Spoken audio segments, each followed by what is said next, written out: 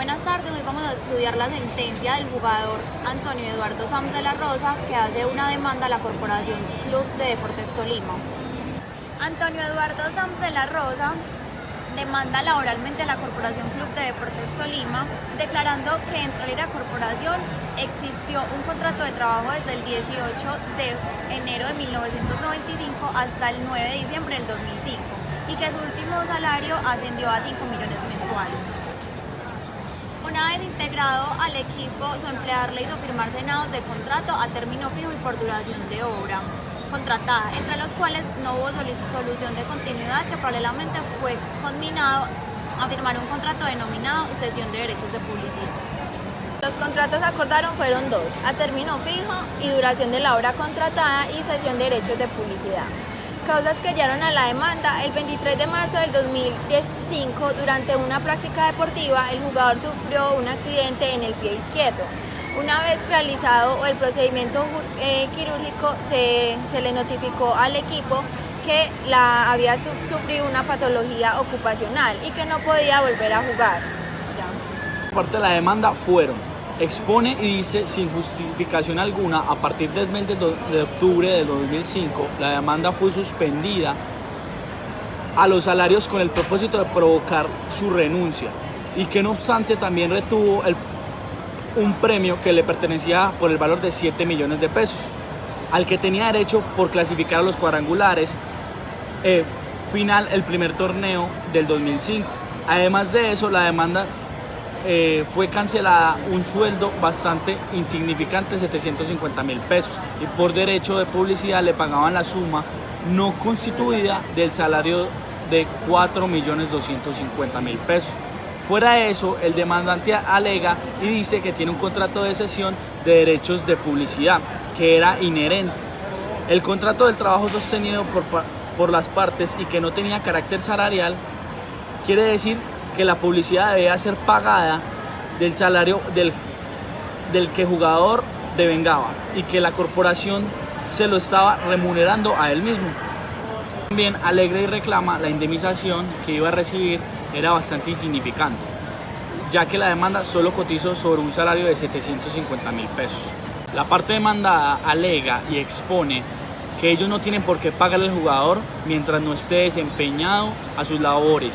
Además dice que los contratos de publicidad y los labores son contratos independientes y no tienen vínculo para su remuneración. Analizar y leer los argumentos de cada una de las partes, la sentencia de primera instancia ha tomado una decisión. La decisión del juez es absolver a la Corporación de Deportes Tolima accionada en las pretensiones promovidas en su contra. En segunda instancia, la parte demandada solicita una apelación y se estudian tres aspectos, que son los siguientes: si la suma del dinero percibida en el marco de contratación de la cesión de derechos de publicidad era o no era salario. La inasistencia injustificada del club deportivo a la audiencia implicó la confesión ficta de algunos hechos de la demanda. Si la retención de los pagos por concepto de publicidad tenía el propósito de forzar la firma de acuerdo al conciliario. La decisión de dicho caso estuvo a favor del jugador, ya que se le reconocieron los derechos que le fueron vulnerados en la decisión de primera instancia, y reconoce que la parte demandada sí vulneró sus derechos, ya que su sueldo fue retenido sin justa causa, para lograrlo intimidar y provocar su renuncia, obligando a la parte demandada a indemnizarlo por lo que la ley le corresponde. Los jueces laborales invocar y aplicar los principios laborales como fundamento de sus fallos. Sí, para poder dar el fallo tienen que basarse en los fundamentos y los principios laborales para poder reconocer aspectos a favor de la parte demandante y que la solución es más aplicable en el caso. Los principios que fueron involucrados en la sentencia fueron el principio tutelar o protector, que es el que establece un amparo al trabajador, y el principio de razonabilidad, que es el principio que establece la idea de lo razonable como criterio de aquellas situaciones en que, producto de errores, confusiones o simulación o de fraude, es necesario establecer el verdadero alcance de las cláusulas para no generar arbitrariedades o injusticias que no resulten razonables. En la razonabilidad sí resultó acertada la aplicación, pero en la tutela no, ya ya que hubo un fallo en primera instancia a favor del Deportivo Tolima. ¿Qué tipo de contratos civiles o laborales se celebraron con el jugador y en qué consistían tales contratos? Bueno, se realizaron dos contratos. Un contrato que se realizó fue a término fijo y por duración de la hora de labor, y el otro un contrato por cesión de derechos de publicidad.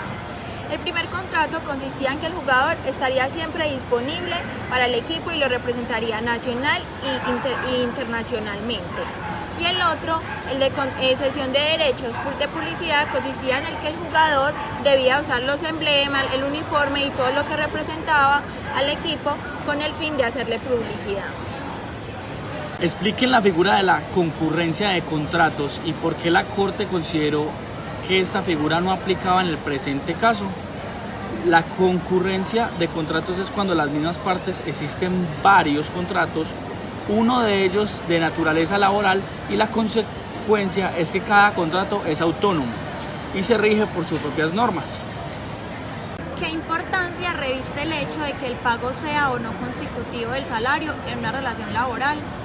A la hora de realizar un contrato es de suma importancia dejar claro en cada una de las partes que lo conforman y estipular de manera clara y concisa qué hace parte del salario o en este caso qué hace parte del pago de publicidad, para así evitar confusiones o arbitrariedad de parte del empleado. Considera que la solución resultó conforme a lo que pedían las partes. Sí, ya que el demandante realiza todo este trámite para que se le pague lo que por ley le corresponde y que se le reconozca a la parte vulnerada. En este caso, esa fue la decisión que tomó el juez de segunda instancia, obligando a la parte demandada a indemnizar adecuadamente al jugador. ¿Qué consecuencias puede llegar a tener este fallo al futuro para los clubes del fútbol profesional?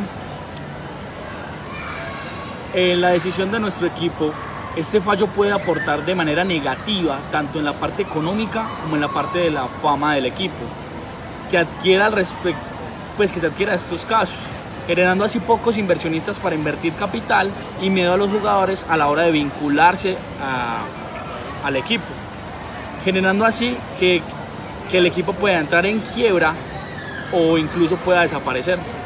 Piensa que la Corte pudo haber llegado a otra solución más justa. Teniendo en cuenta la opinión de todos los integrantes del grupo, estamos de acuerdo con la decisión del juez, ya que este jugador tenía todo el derecho de ser indemnizado y que se le reconociera todo lo que por ley le corresponde, obligando a esta corporación a responder de manera correctamente y honestamente por el problema de dicho jugador.